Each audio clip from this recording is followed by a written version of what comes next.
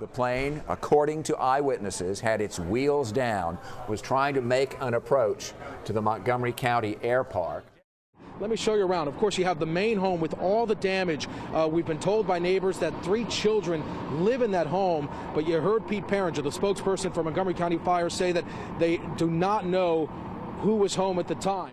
Immediately I saw the plume of smoke come up. I doubled around, I got into the neighborhood, and just see if anything we could do, but it was just the whole house was engulfed in flames. Horror and tragedy in Montgomery County. The house that was on fire, which I now understand, a mother and 2 kids passed away in that, was fully engulfed in flame. A family and neighbors in shock. The investigation happening now. Leon, right now investigators remain on the scene combing through what is left of this destroyed home, and you're about to see graphic and gripping video from a man who was among the first on the scene even before first responders. Only moments after arriving at the scene of a home in flames and aircraft debris scattered, Scott Manso felt the power and witnessed the horror that is a plane crash in a neighborhood.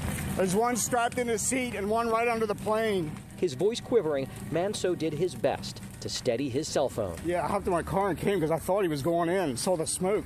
He says Monday at around 10:45 a.m. he watched in disbelief from a nearby parking lot as the plane struggled to maintain altitude. And as I'm watching him, he rocks hard over to the left and then very hard over to the right. And I thought, well, that guy could be in trouble. Seconds later, the twin-engine private jet crashed into homes on Drop Forge Lane, about a mile short of Montgomery County Air Park. Jumped out of the car, hopped over the fence. That's when I turned on my camcorder. There wasn't a lot of fire around the fuselage, and I was thinking if there was somebody in there, they need to get out. The plane sliced its way through 3 homes. Investigators say the fuselage came to rest in one front yard. A wing filled with fuel slammed into the home next door, igniting the house on fire. And it was hot. I mean, I'm standing over at the neighbor's house, and it was really hot, so anybody in that house would have been in trouble. Officials say Marie Gemmel, her young sons, Cole and Devin, as seen here on Facebook, were found huddled near each other in an upstairs bedroom where they tried but could not find refuge. Our mission is to find out not only what happened, but why it happened, because we want to make sure that something like this never happens again. Live from the ABC 7 Broadcast Center, this is ABC 7 Breaking News. A normal day at the mall changes within seconds. And people started running, and they said somebody's down there and he's got a gun. And I heard at least 8 to 10 gunshots. Store employees and customers scrambled to take cover. We got customers that were out front and hid near the office, behind the wall. When it was all over, 3 people were dead, as strangers caught in the violence wonder why it had to come to this. Lots of tears and it's emotion. I mean, I'm thinking about my husband, my kids. It's like something you see on TV. It doesn't seem real. And tonight we've learned that 2 of the people killed in today's mall shooting were employees at Zoomies, a skate shop that's located on the upper level of the Columbia Mall. They've been identified as 25-year-old Tyler Johnson of Ellicott City and 21-year-old Brianna Benlolo of College Park. The shooter has not been identified at this point. The mall has been cleared and remains closed at this hour. We want to give you a live look from News Chopper 7 over the scene right now. Howard County Police say they found a shotgun and ammunition beside the suspected shooter. Tonight we have team coverage of the investigation and eyewitness account. We're going to start with Maryland Bureau Chief Brad Bell, who's been on the scene all day in Columbia. Brad. Well, I tell you, when this happened, the mall was packed. Hundreds, if not thousands of people were inside. At this point, many of them were sheltering in place. At this point, they have all been removed from the mall, but the entirety of the mall remains a crime scene, even though the focus is on one store in the upper level above the food court. Check with everybody, make sure everybody's okay as they come out. This cell phone video shows the frantic moments as a group of mall patrons and workers, some with hands in the air, makes it to safety. I'm just glad to be out and be safe. Like many, she'd heard the gunfire. It was loud. It was big. It was a big noise. It was so close. You knew that they was gunshots. Maybe like pop, pop, pop. She was just a few stores away from the Zoomies skate shop on the second level of the mall, where the shooting happened at about 11:15 a.m. Witnesses say a man with a shotgun first shot a female employee, then a male worker, before turning the gun on himself. I thought it would be empty, so I'm really surprised and glad. This was Renee Martin's first glance at Columbia Mall. Yeah, look at all these news trucks. Coming back to the Cavallero hair salon and an outpouring of emotion. Are you okay? Oh, I'm great. Where Saturday she heard a loud noise right there from across the hall. I heard bang, and I said, yeah, you know, it's a shame. These days when you hear a noise like that, you immediately think, and then we heard bang, bang. And then we both knew it was the shooter. Martin was among hundreds, maybe thousands of shoppers who returned here today. There's kind of like a bitter sense in the air. Although the Zumi shop is now sealed off, Can I get a foot long? many are determined to shop and eat and be normal again. I'm not going to let something like this stop me from coming here again. We were running out together. But Martin, who went back today to get her coat, got a surprise. I came back today and ran into Renee, my new friend for life. That's Stephanie Keller, who returned to get her purse and ran into Martin, who, amid the panic and fear Saturday, gave her a car ride. She didn't hesitate. She took me in. And something else from both Martin and the salon employees, courage. They're heroes, and their bravery helps me feel it's comfortable. It's fine to come into a mall in suburban Columbia again. A friendship forged in fear and a random act of kindness. So you're looking at women who are now friends, and you're looking at a good Samaritan who took a stranger into her car and took her to safety. And yes, the two women say they will be back. I'm going to give you a hug and a kiss. Oh, sweetie. Thank you. So glad to see you again. In Columbia, Richard Reeve, Yeah, it was meant to be. News Channel 8. Okay, we're going to get to that if you want to ask that. Eric, this interview is over. This interview is over. Let's go.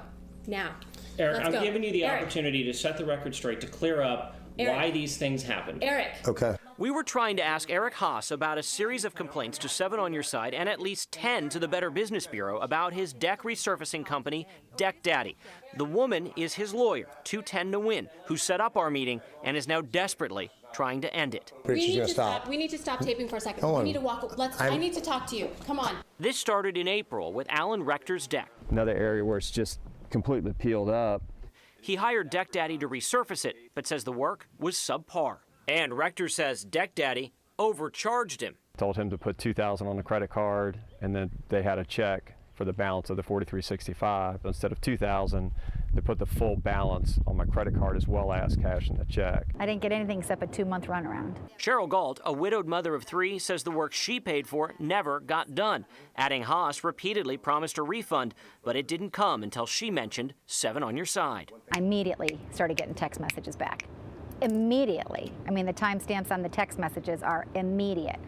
Oh, I'll get you your refund, you know. They're an empty shell. Charles Cole gave Deck Daddy a $1,700 down payment. A crew power washed his deck, marked some boards with white paint, and never returned. He hired the company after visiting their website. Better Business Bureau logo there. But don't believe the logo or the claim they've got an A+. Ed Johnson from the BBB. They're not accredited. They have an F rating with us. You can't get any worse than that. Why was your website claiming you were a member and accredited by the BBB? The website doesn't say that. The website did as of the end of May. That's taken from your website. Why did it say that? It does not say that. But you can see, it did say that. We tried to ask him again. This interview is over. This interview is over. So then why are you talking to me? Let's go. Let's go. Do you want to talk to me outside or are we leaving? Let's go. Let's talk. I need to talk to you right now. Eric, why was this on your website? Eric, I mean, this is a simple question to answer. Was this a mistake? Eric, this interview is over. Eric. The answer is yes, it was a mistake. Documents show Maryland's Home Improvement Commission is launching an investigation after receiving 8 complaints. State law requires contractors to be licensed. In March, the commission says it sent Deck Daddy a cease and desist order for advertising without a license. And these Deck Daddy contracts list a license number belonging to a different company. Who are you licensed with in Maryland? What agency in Maryland are you licensed with? My partner, Elaine Monet. Your partner, Leigh Monet, is not a state. I asked you. No, she has my license. She with her. I have a joint license. Eric, this interview is over. Jeff, just give us a sense of what it was like in there. Suzanne, this was an absolutely dramatic moment. The McDonald family, their children in the first two rows of the courthouse, just stunned, absolutely in tears as the verdict was being read. And as each time that the word guilty was read by the person in the courtroom, you could hear sort of an audible gasp. And it started with the first count that was read guilty. You heard some of the children crying, and then as each charge went forward and we heard guilty over and over again, the crying was just somewhat uncontrollable, sobbing. The people of Virginia. Leaving court with his son Bobby by his side, a stunned Governor Bob McDonnell says only this after being found guilty of corruption. My trust remains in the Lord. After speaking with reporters extensively before and after each day of the trial, at this moment, the governor's final words for the day are for the reporters themselves. It's okay. Thank you all for the way you've handled this. I really appreciate it. Thank you. The former governor was found guilty of all 11 corruption charges, including conspiring to defraud voters and fraud charges. Maureen McDonald was found guilty on 9 counts, 8 corruption charges, and a charge of obstructing a grand jury in relation to returning clothes Johnny Williams bought during their New York City shopping spree. Both McDonalds were found not guilty of falsifying loan applications. They were accused of using the governor's office to promote Johnny Williams' product, Anatoblock, in exchange for nearly $180,000 in gifts and loans. I think this case sends an important message. The FBI will engage vigorously to any credible allegation of corruption. In a trial that lasted 5 weeks, the personal and at times embarrassing details of the McDonald's marriage were laid bare for all to see. Defense attorneys arguing the workaholic absent governor could not possibly have conspired with his erratic, difficult wife, who they say had a crush on the charming and slick vitamin salesman. But piece by piece, prosecutors methodically presenting a case of corruption and bribery, that the husband and wife were working hand in hand to sell the prestige and power of the governor's office, to climb out of an enormous hole of debt, and to get a taste of the good life. We all just cleared exercise. Police scanners, the only noise cutting through the eerie silence on Main Street, where people stood watching in shock. I ain't gonna lie, I'm a little shaky right now. Shaken after seeing a life snuffed out in an instant. A woman's final moments witnessed by a crowd and captured on a surveillance camera. This footage shows the victim strolling on the sidewalk. Seconds later, as she crosses the street, it's over. A turning bus, the last thing she saw. The woman fell, went under the bus, and was dragged approximately 20 feet. First time mad was running over there screaming. I said, hey, hey, hey, hey. Just knocking on the bus, telling them back up, back up.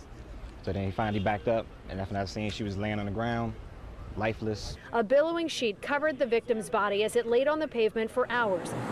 Investigators working around her as they combed the bus for evidence. We're handling it right now as if it were a crime scene. With yellow tape strung up to block out bystanders, police stood outside the line speaking with the victim's co-workers, overcome with grief. Come today, they should be coming tonight shortly.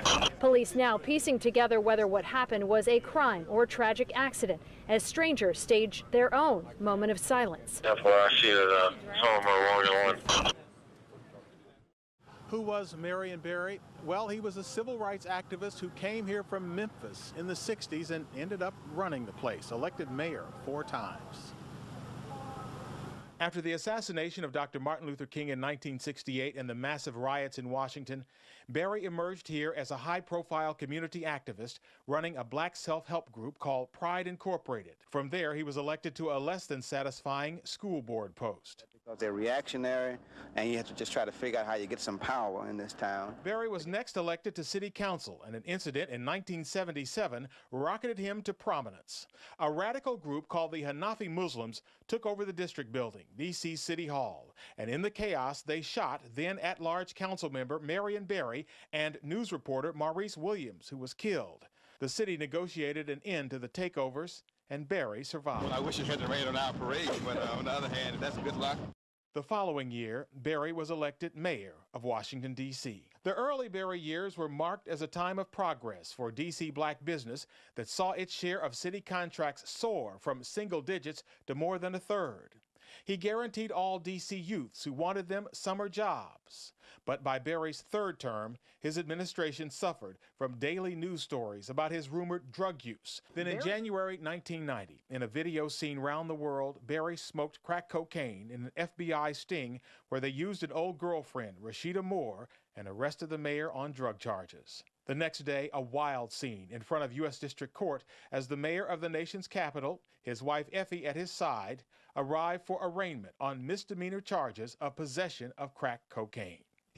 After a 4-month prison sentence, Barry was back in D.C. politics. In '94, re-elected mayor, but the city was in financial chaos. The feds put a control board in charge, and Barry was but a figurehead.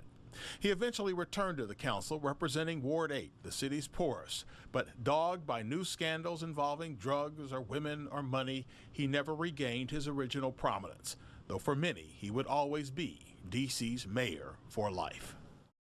A local man who doesn't even consider himself to be a runner recently competed in a 100-mile race to raise money and awareness for a cause that's very close to his heart. And our Jay Korf joined him on what would be a remarkable and emotional journey.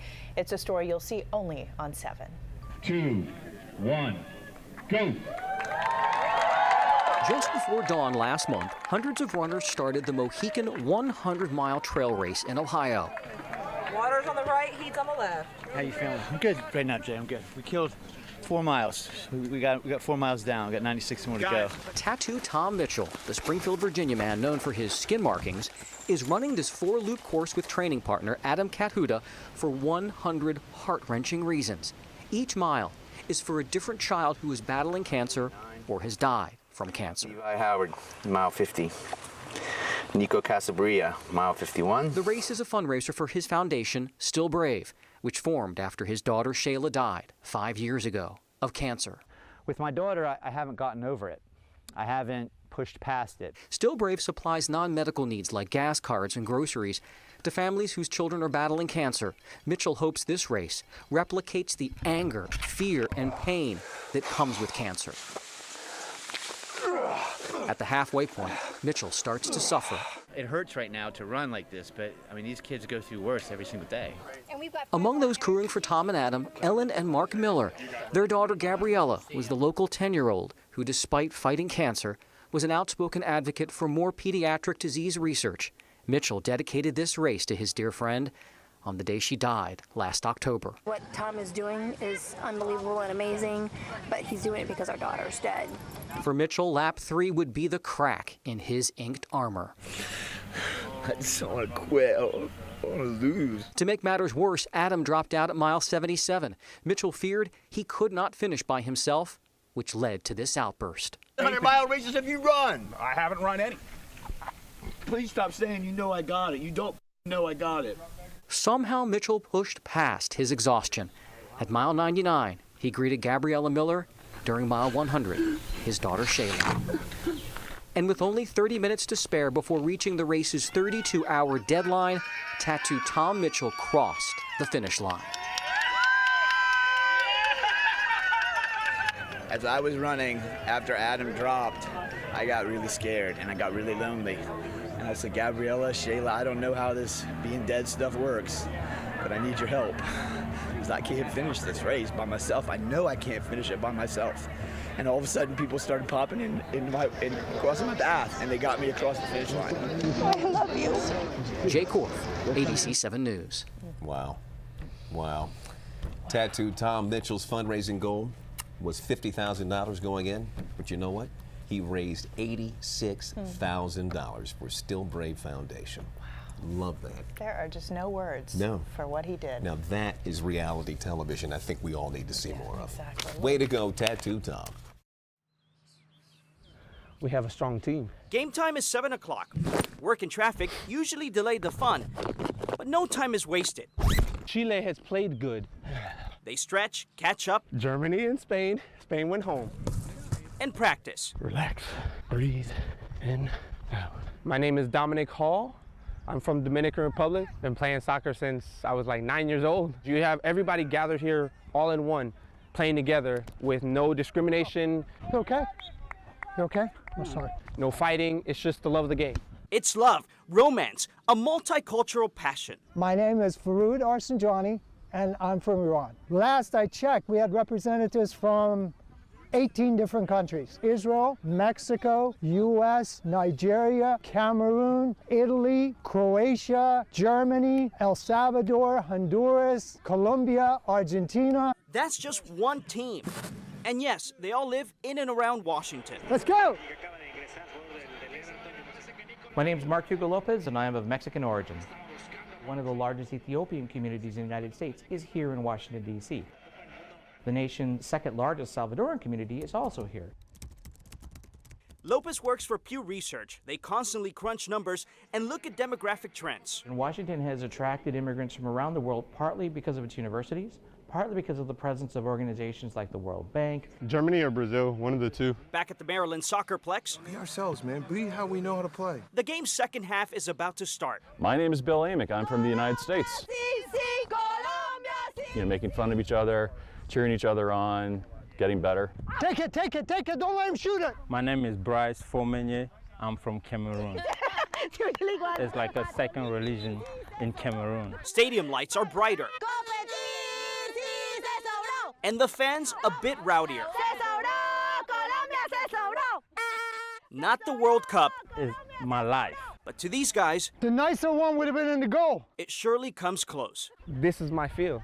This is my World Cup stadium. In Germantown, Maryland. Hatsovella, ABC 7 News.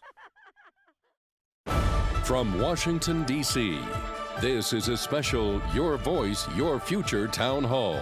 Ferguson, America Reacts.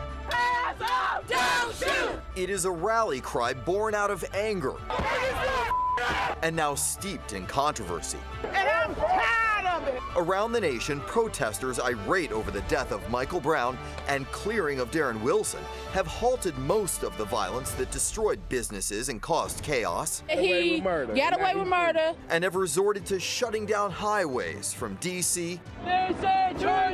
to Philly, overtaking shopping malls and transit hubs. The president promising action.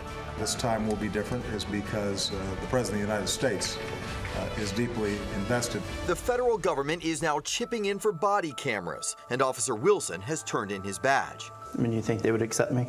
You think it'd be safe for me?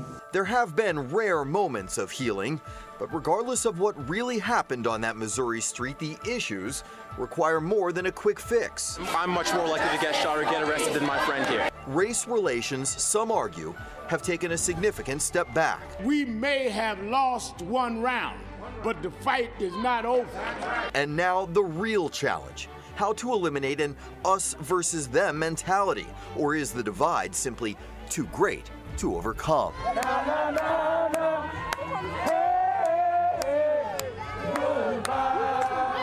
Joining us now for a live roundtable discussion, Professor Michael Eric Dyson, Georgetown University sociology professor, political analyst, and author of a forthcoming book on President Obama and race. Benjamin CRUMP, attorney who represents the family of Michael Brown and represented the family of Trayvon Martin. Gary McElhaney, former Fraternal Order of Police president and former police commissioner in Maryland.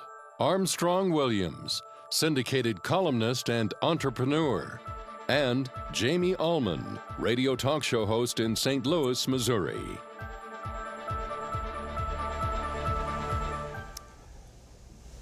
Hello and good evening, everyone. I'm Leon Harris. Thank you for joining us for this special Your Voice, Your Future Town Hall, talking tonight about the fallout from Ferguson. Over the next hour, we'll be talking with our panel here about the issues which have triggered protests across the nation and have reignited a debate about race relations in America. Now, remember, you can join our conversation tonight by using the hashtag #YourVoiceYourFuture. Now, Scott Thuman's going to be in our newsroom tonight following the conversation on social media. He'll be bringing us updates as well as we go along. So let's start with him right now. Scott, bring us up to date on today's developments. Busy day, Leon. First off, today, Michael Brown's stepfather apologized for his immediate reaction following the announcement when, if you'll recall here in this video, he screamed that people should burn the town down. Of course, more than a dozen buildings were destroyed, and some say he should be charged for inciting the riots. Also, major developments today in New York on an unrelated case, but certainly spurring even more anger. A grand jury has decided not to indict the white police officer who killed Eric Garner by using a chokehold during an arrest for allegedly selling illegal cigarettes. That incident was caught on camera. And now there are worries of even bigger protests, especially in New York and D.C. What is next for the family? What is it exactly right now that they plan on doing next? They continue to try to push forward to get something positive out of something so negative. They truly wanted to have the killer of their unarmed son held accountable. Ferguson is no different than hundreds of cities in this country where there's this dynamic going on right now between law enforcement and the citizens, mistrust on both sides.